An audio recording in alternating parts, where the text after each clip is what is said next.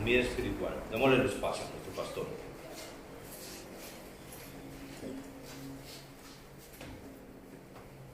Buen día. Buenos días. No solo a ustedes buenos días, gracias a cada persona que está conectada a Facebook y que domingo tras domingo nos viene siguiendo. Sepa que nuestra iglesia, nuestro ministerio está para ayudarle en todo lo que usted necesite. Simplemente se comunica con nosotros al WhatsApp que tiene ahí o por Messenger. Ahora sí, se dieron cuenta que ayer apareció una conferencia de prensa nueva. Entonces, ¿eso qué causa en nosotros? Miedo. ¿Por qué? Y porque es natural. Si el hombre o la mujer no tuviera miedo y no hubiéramos nacido con ese sentimiento, Dios no se hubiera ocupado tantas veces de decir, no tengan temor. Es interesante porque Hudson Taylor dice que durante toda la trayectoria desde que empezó el cristianismo ha habido hombres gigantes en la fe, pero muy débiles, porque tuvieron que entender que no eran ellos, que era Dios. Estamos hablando de Hudson Taylor, misionero que fue a la China, que hizo grandes obras, pero era un hombre muy débil. Y Pablo nos dice lo mismo, que en nuestra debilidad se perfecciona el poder de Dios. Yo no sé ustedes, pero a mí la palabra de Dios me hace bien. La palabra de Dios no solo convierte el alma, sino que alimenta el alma. Le voy a pedir que vayan a Números capítulo 12, versículo 13. Y que pensemos en esto. ¿Estamos en un momento de prueba mundial? Sí. ¿Es la tribulación? No, la iglesia no pasa por la tribulación. De hecho, no estamos viendo absolutamente nada de lo que va a venir. Qué bueno que la persona que hoy puede tener certeza, seguridad de su vida eterna. ¿Por qué? Porque cuando venga la tribulación va a ser terrible. Ahora, Dios no solo permite la prueba, sino que transita por la prueba junto con nosotros, y esa prueba nos perfecciona y lo hace para su gloria. Pero todos tenemos que ser probados de alguna manera. En este momento, el que no está probado emocionalmente está probado económicamente, pero todos tenemos pruebas. Por la cuestión de que estoy transmitiendo, no voy a dar nombres, pero hay un lugar donde una persona que yo amo con todo mi corazón me dice, hoy hablo con una persona y mañana esa persona ya no está. Digo, ¿por qué no está? Porque se contagió de COVID y la aíslan y yo tengo que reemplazar en su trabajo. ¿Cómo se sentiría usted ante eso? Y debería tener miedo, ¿verdad? Bueno, esta persona se fortalece en el Señor porque sabe que por ahora estoy sana, me dijo. Mañana no sé. Y es cierto, los que han leído la Biblia saben lo que dice Job, capítulo 23. ¿Sucederá alguna cosa que Dios no lo tenga establecido? ¿Cuándo se va a morir usted? No sé, y yo tampoco. Cuando los médicos dijeron que me iba a morir, no fue así. ¿Por qué? Y porque los médicos no conocen los designios de Dios. Ahora, cuando vamos a Números capítulo 12, en el versículo 3, habla de Moisés.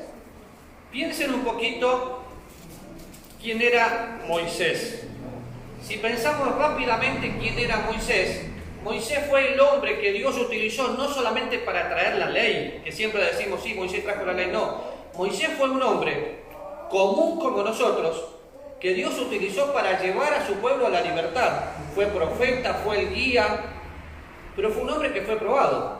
Cuando Moisés nace, es dejado en un lugar porque su familia no lo pudo criar, se crió con familia ajena, y se pasó los primeros años de su vida en una cultura que no era la de él. Pero ¿qué hizo Dios después para pulirlo? Lo mandó al desierto. Y en el desierto, si bien conoció a su familia, habrá pasado cosas que nosotros ni siquiera nos imaginamos.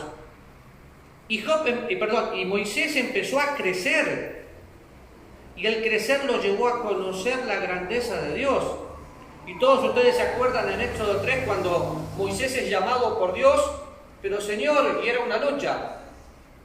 Pero Dios cumplió a través de Moisés un gran propósito y vemos los últimos años de Moisés. Un hombre que había sido probado, quebrado totalmente, levantado por el Señor y ser el medio por el cual Dios hacía grandes milagros. En el capítulo 12, todo el contexto habla de Aarón y María cuando quisieron murmurar contra Moisés. En este momento Moisés se había casado con una mujer cusita y Aarón y María querían de alguna manera decir, no, nosotros también tenemos autoridad, nosotros también podemos hablar con Dios. ¿Y qué hizo Moisés? Nada, esperó en Dios. ¿Saben qué hubiéramos hecho seguramente nosotros? Tratar de defendernos.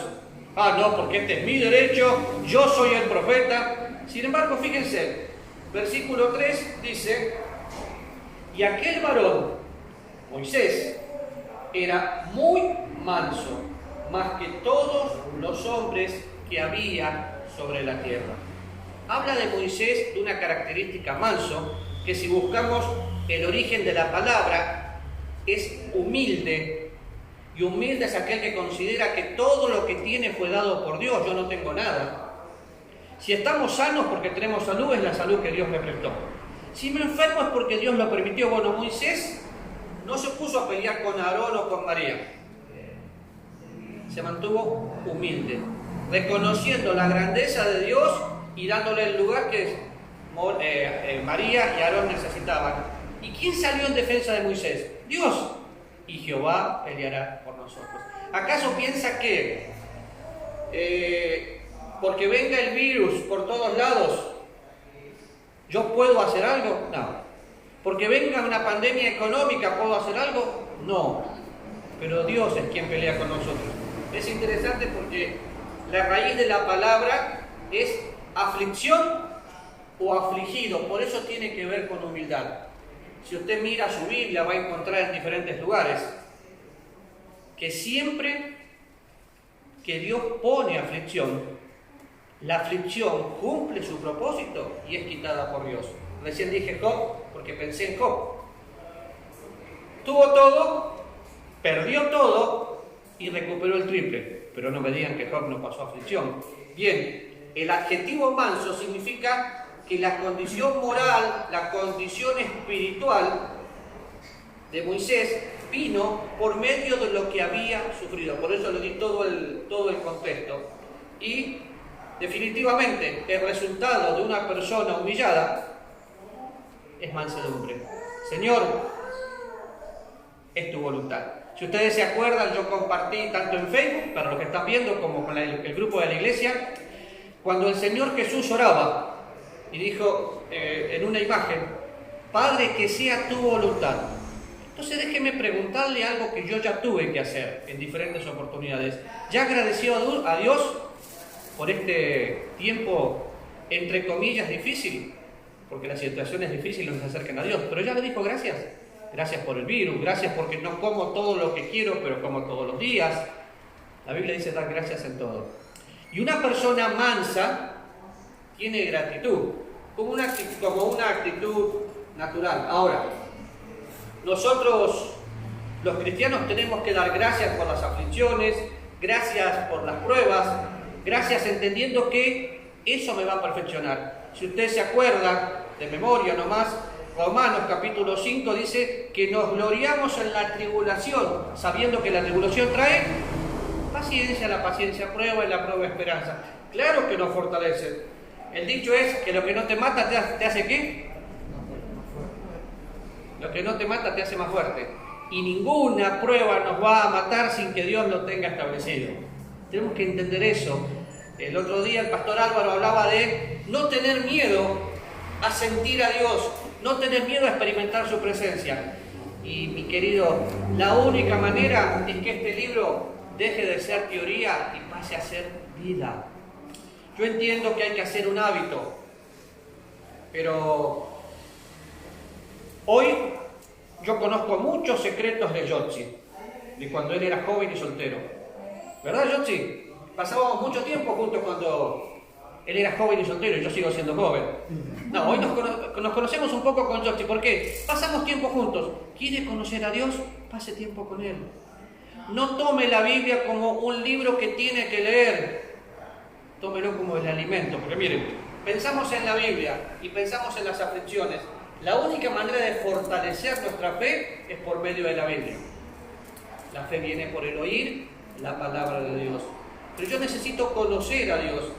Y cuando hay pruebas y cuando hay aflicciones, lo primero que sucede es que la prueba revela nuestro carácter. ¿Está pasando un momento difícil? Le aseguro que si usted está bien con el Señor, oración y lectura, no por obligación, sino de la misma manera que se levanta y tiene sed, necesita ir al baño, necesita comer. Bueno, lo primero que la prueba hace, revela nuestro carácter, muestra lo que tenemos adentro. Es interesante cuando alguna persona dice una palabra deshonesta, una mala palabra. Se me escapó, no se te escapó, la tenías adentro.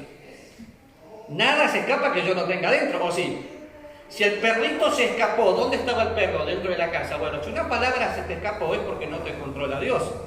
Cuando en el momento de la prueba no tengo gratitud, y acuérdense que la gratitud es una actitud que agrada a Dios, cuando no tengo gratitud, entonces empiezan los problemas. Estos días estamos haciendo el devocional y no lo he compartido con David porque lo iba a compartir ahora. El día que yo no hago el devocional siento que no como. Usted mira toda 2 Corintios y el contexto es hermoso porque nos habla de ser probados. Nos habla de ser probados más allá de nuestra fuerza. Y nos habla de que el apóstol Pablo aprendió a confiar en Dios. Pero por ejemplo, empieza 2 Corintios hablando del velo que tenía Moisés puesto. ¿Por qué tenía un velo? Porque había estado en la presencia de Dios y bajaba y su rostro resplandecía. Ahora, se veía la gloria en un hombre, pero Dios quiere que veamos la gloria de Dios. Por eso usaba un velo, porque Moisés hoy tenía su rostro resplandeciente, mañana podría desaparecer. Pero ¿saben qué hace Dios? Ante cada prueba nos da gracia sobre gracia. ¿Acaso la gracia se da por medida? Bueno, la gracia es tan especial, la gracia es una persona, Cristo, que cuando la prueba es mayor es la fortaleza de Dios que viene a nuestra vida.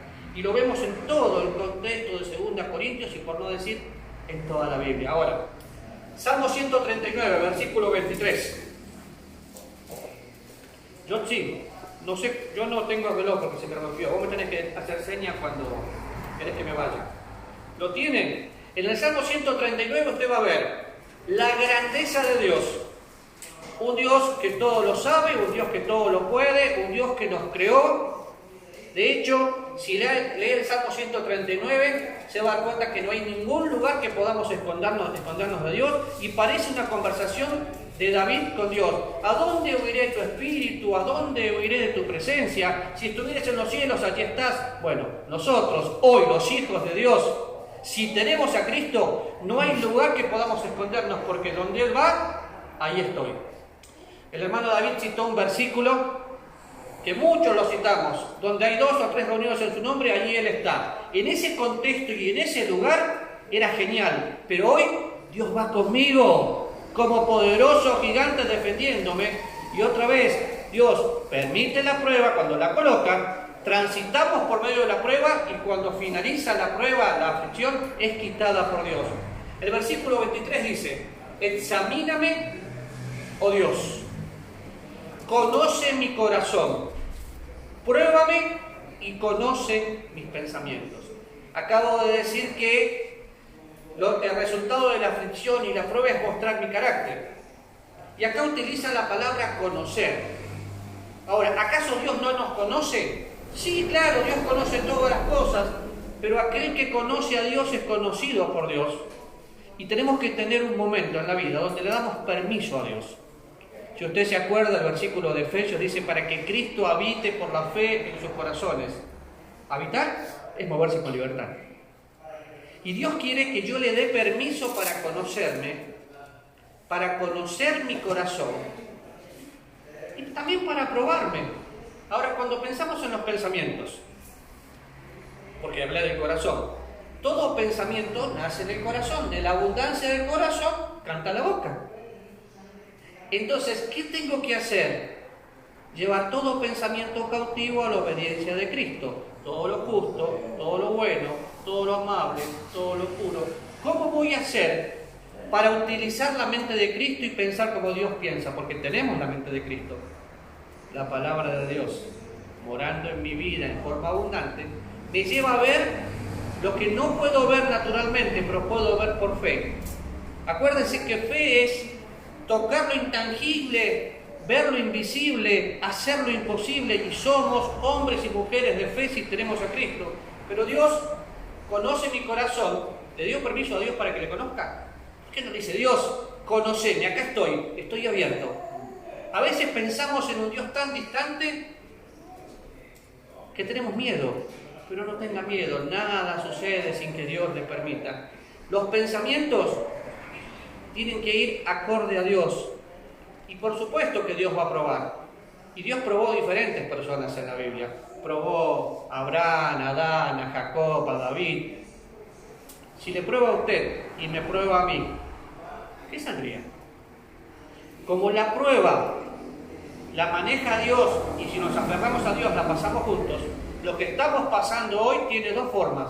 O no es nada y lo hacemos juntos, o usted va a sucumbir en el camino diciendo, esto es demasiado pesado para mí. ¡Qué duro es el cristiano! Pero es que Dios ya nos dijo antes, muchos son los sufrimientos del justo, pero tranquilos, yo estoy ahí. Ahora, no solo la prueba revela mi carácter, la prueba me tiene que llevar a la palabra de Dios. ¿Sí? Salmo 119, versículo 71. Búsquelo. ¿Qué haría usted si sabe que está encerrado aquí? ¿Sí? Y de golpe esta parte se va a proteger, pero aquella parte se va a caer. No puede salir. Tendría que quedarse quieto. Bueno, quedarse quieto es para conocer que Él es Dios. Pero ¿saben? No he visto gente más piadosa que los que se enferman, los que tienen miedo, los que están sin trabajo. ¡Ay, Señor! ¿Por qué no hacemos de la piedad una forma de vida? Salmo 119 dice, bueno, me es haber sido humillado, ¿para qué? ¿Quién lo buscó? ¿Y dónde encuentro los estatutos?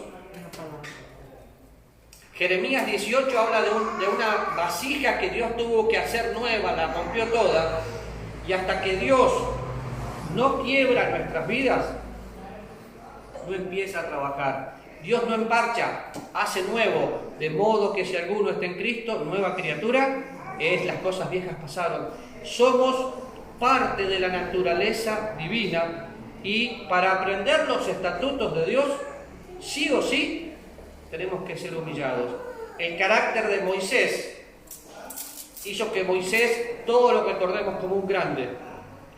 Pero déjenme decirle que usted, yo y Moisés tenemos el mismo Dios, las mismas luchas, y podemos empezar a caminar, como dice el apóstol Pablo en Corintios, de victoria en victoria, no agachando la cabeza por lo difícil que es. Ahora, pensamos en las pruebas. Las pruebas nos llevan a conocer nuestro carácter y sacarlo. Las pruebas nos llevan a la palabra de Dios. Y las pruebas nos tienen que hacer perfectos, enteros y completos. Santiago capítulo 1. Yo les aseguro algo, para una persona hiperactiva como yo, quedarse quieto es terrible. Entonces Dios me tuvo que enseñar a quedarme quieto a través de quebrantos de salud. Ahora que estábamos en Argentina con el casamiento de Damaris, todos los días cambiaba una ley y todos los días nos ponían algo diferente.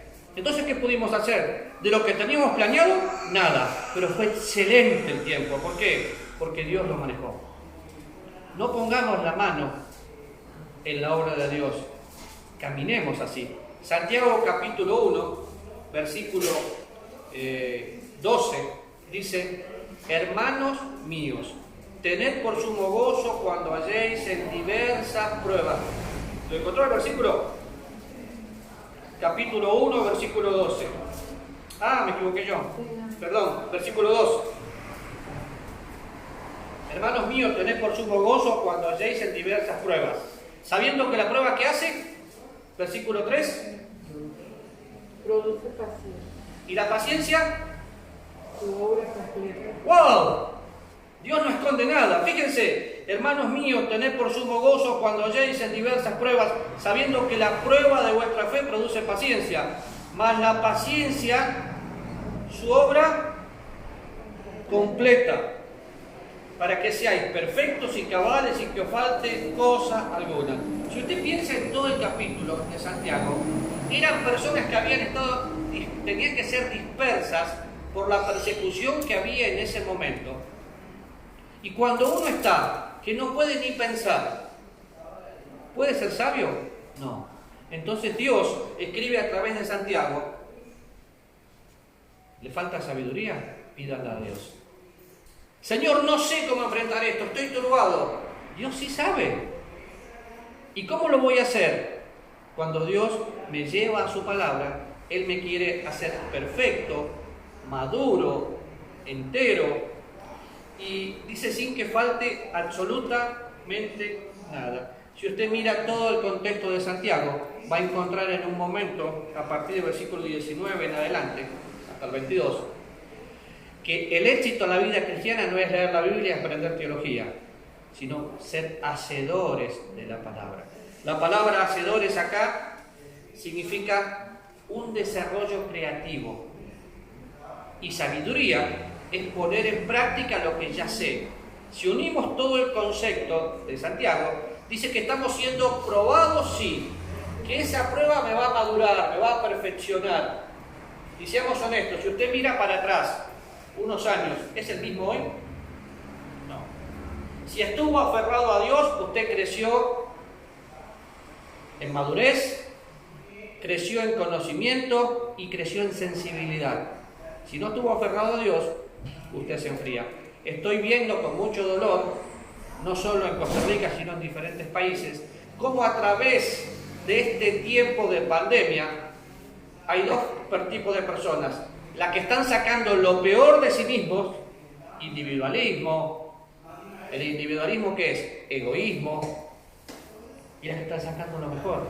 Gente sensible a los demás. ¿Por qué? Porque son sensibles a Dios. Pero otra vez, ¿hay aflicciones? Sí, claro que hay aflicciones. En el mundo tendréis aflicción. ¿Quién lo dijo? Jesús. Pero confiad, yo he vencido al mundo. Cuando la aflicción cumple su propósito, es quitada por Dios. ¿Cuándo va a terminar el COVID? No sé. Solo sé que Dios sí sabe. Y que el mismo Dios que permitió la gripe española, que permitió diferentes pandemias y diferentes cosas, es el que está hoy acá. Y que sabe exactamente lo que hacemos.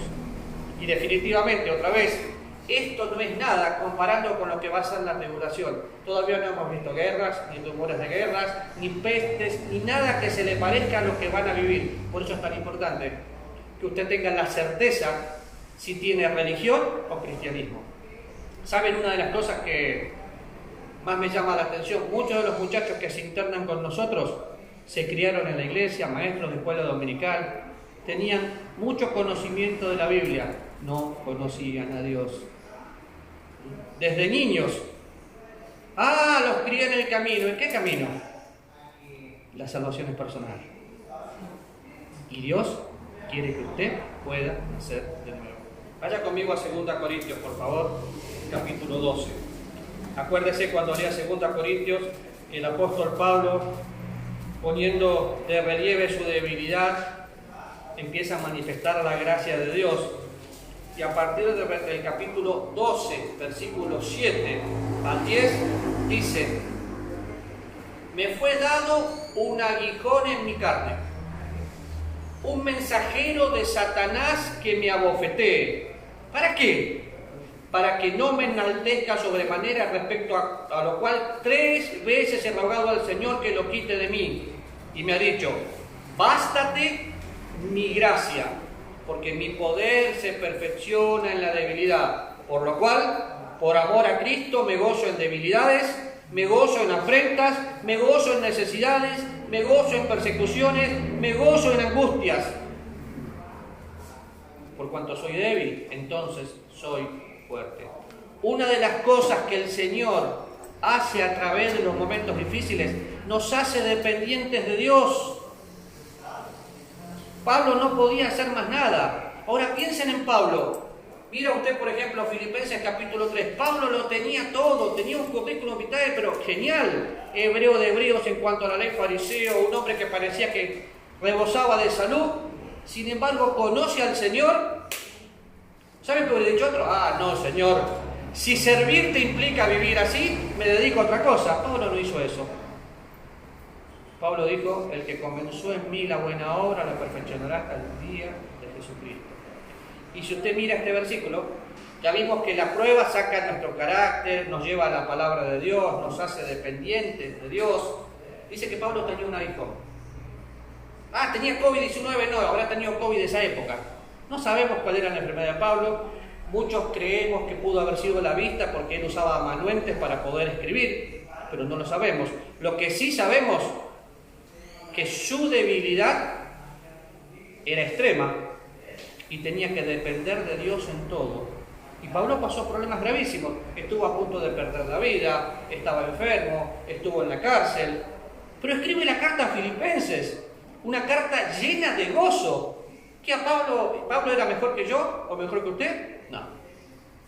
Ah, pero él era apóstol. Él era un hijo de Dios que entendió, por cuanto soy débil, Dios lo hace. Pero ¿cuál fue la respuesta de Dios? Bástate mi gracia. Y si mira todo el pasaje, Pablo oró, claro que oró. Y oró y le dijo, Señor, me gustaría que me sanes, me gustaría que quites este aguijón que me está bofeteando. Y Dios le dijo, va a ser a mi manera, no a la tuya. Si no hubiéramos tenido un Pablo, no habría un Timoteo, no habría las cartas, y muchos de nosotros tal vez no hubiéramos conocido al Señor. Pablo tuvo que sufrir, pero cuando vamos sufriendo, vamos experimentando a Cristo. ¿Saben? A veces pensamos que únicamente la vida cristiana es sufrir. No, la vida cristiana se disfruta, pero cuando sufrimos, llevo en mi cuerpo las marcas de Cristo. Es lo que Pablo dice. Porque a nosotros tenemos un privilegio, creer en Él, y después padecer con Él. Y no estamos padeciendo nada aún, nada. Y si empezamos a ver el propósito de Dios, otra vez, fíjense, el versículo, un mensajero para que me abofetee. ¿Saben por qué? Porque todos los que estamos acá, y si usted no tiene lo que yo voy a decir ahora, me avisa y le paso el mío. Todos somos orgullosos. Y el orgullo es como el mal aliento. El que lo tiene no se da cuenta porque está cerca tuyo, menos mal por las mascarillas ahora, ¿no? Pero Pablo era un hombre orgulloso y Dios le dijo, se te acabó el orgullo. Ahora dependés de mí. Y yo le agregué, me gozo, porque usa dos palabras. En primer lugar, bástate mi gracia, porque mi poder se perfecciona. Mi poder te va a ir haciendo maduro, te va a ir haciendo crecer. Y la meta de Cristo es que todos nosotros llegamos a ser semejantes a Él, ¿en qué? En todo. Somos su iglesia, somos la esposa de Cristo, somos sus hijos, somos coherederos con Cristo. ¿Por qué no empezamos a ver todo lo que tenemos en Dios? Y la vida va a ser diferente. Ahora, cuando pienso en todo esto, el fin es no solo hacerme dependientes, sino sensibles a otros. Si tu hermano tuviere hambre, dale de comer. Si tuviere sed, dale de beber. La gente quiere ver a Jesús en nosotros y a través nuestro. Por la gracia de Dios, nuestra pequeña iglesia es una gran iglesia y ha podido ayudar a muchas familias durante todo el año que pasó, con comida, con ánimo, con oración. Y no tenemos plata, es que no necesitamos plata, necesitamos a Dios y Él tiene la plata. Entonces, ¿qué tiene que hacer este tiempo difícil? Hacerme sensible a otros. En esto conocerán que son mis discípulos, si tuvieran amor unos a otros. No tengo que amar a quien me ama, tengo que amar a todos. Mayormente a la familia de la fe, pero la gente va a escuchar la palabra de Dios cuando ve a alguien que vive y disfruta la palabra de Dios. Cuando pienso en ser sensible a otros, en 2 Corintios me habla del Padre de misericordia y el Dios de toda consolación. ¿Qué hace? ¿Qué hace? Esto nos ha dicho. Que nos consuela. ¿En qué nos consuela? En todas nuestras tribulaciones. ¿Para qué nos consuela? Para que nosotros también podamos consolar a los que están en problemas. La palabra consolador en 2 Corintios es paracleto, alguien al lado, como usando muletas. Y es el Espíritu Santo viviendo en nosotros y alentándonos para que podamos alentar. Si todos consolaran como usted consuela, ¿cómo estaría la vida? Entonces, termino con esto. Salmo 119, búsquelo por favor. Versículo 75.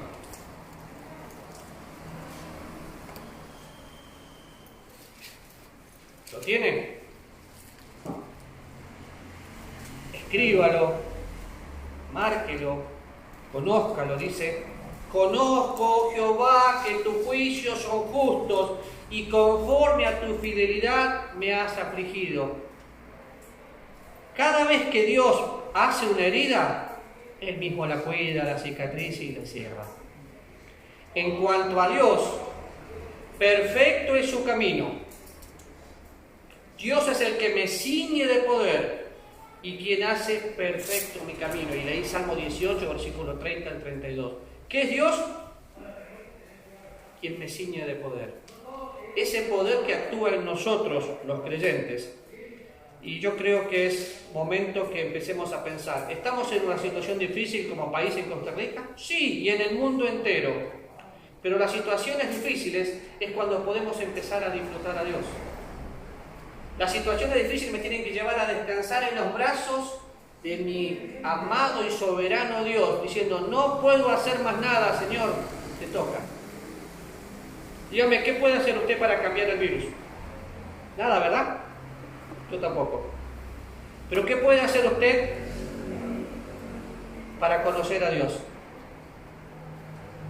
La Biblia. No hay otra manera. No hay otra manera. Yo no sé cuánto hace que usted no se levanta y le dice: Señor, te amo. No en una canción, en la intimidad de su corazón. ¿Cuánto hace que no llora de pensar que el Dios de toda la creación está viviendo en su vida y se digna vivir en nosotros? Y sigo pensando en 2 Corintios, cuando este cuerpo ya no dé más, el interior se empieza a renovar cada vez más. ¿Nos ponemos de pie para orar? Señor, estamos juntos en esta mañana y yo sé que en este minuto, en este tiempito, estás hablando a cada corazón porque lo estás haciendo conmigo. Y Señor, sé que los momentos difíciles nos llevan a conocerte, nos llevan a ser sensibles, nos tienen que llevar a tu palabra. Y yo te ruego que trabajes en cada vida, que trabajes en cada corazón ahora mismo, Señor. Que puedas probar nuestros corazones y ver si somos genuinos. Enséñanos a amarte, Dios, por favor. Estás viendo cada corazón aquí. Suplí necesidades conforme a tu voluntad. Gracias por tu gracia, porque es suficiente. En el nombre de Jesús. Amén.